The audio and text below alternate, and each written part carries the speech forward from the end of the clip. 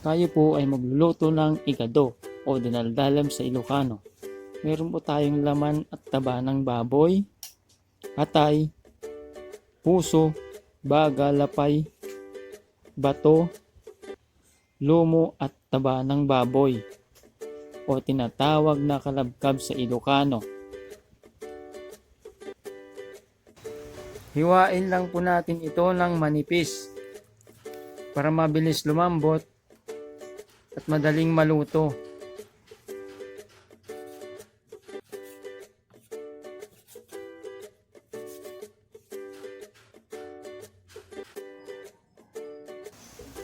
Katapos nating hiwain, simulan na tayo sa ating pagluluto.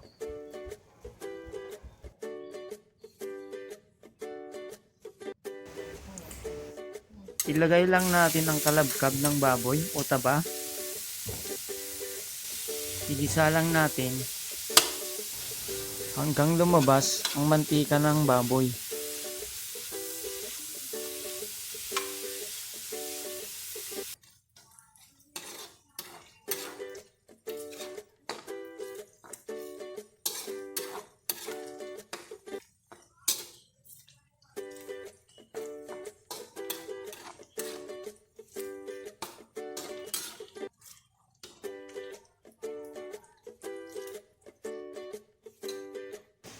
Pagkatapos nating magisa, iwasan lang natin ng mantika.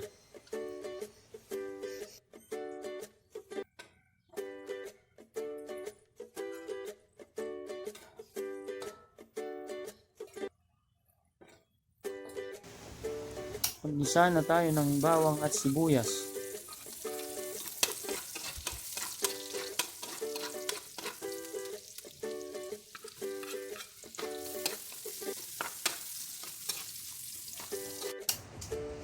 Igisa na natin sabay-sabay ang karne.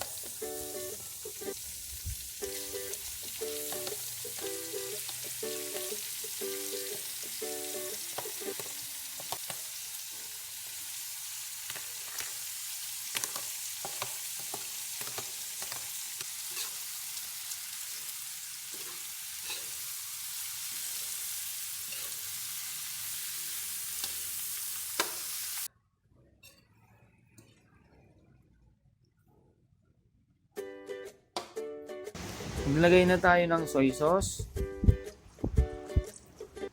suka, at durog na paminta.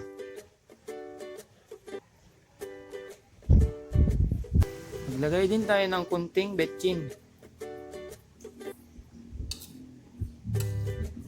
Halu-haluin lang natin.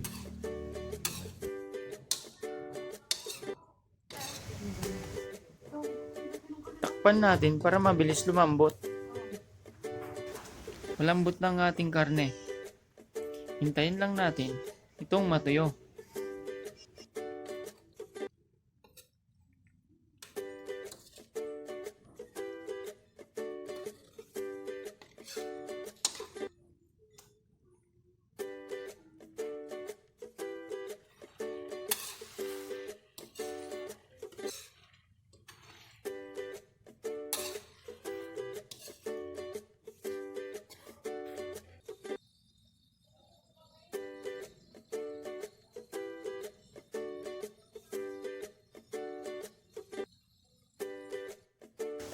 Luto na ang ating igado o dinaldalam.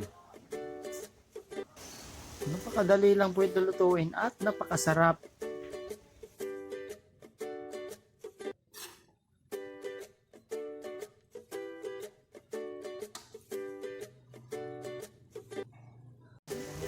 Kain na po tayo. Mga di pa po kumakain dyan, halina kayo, sabayan niyo po ako. Maraming salamat po sa inyong panonood. Hanggang sa muli po.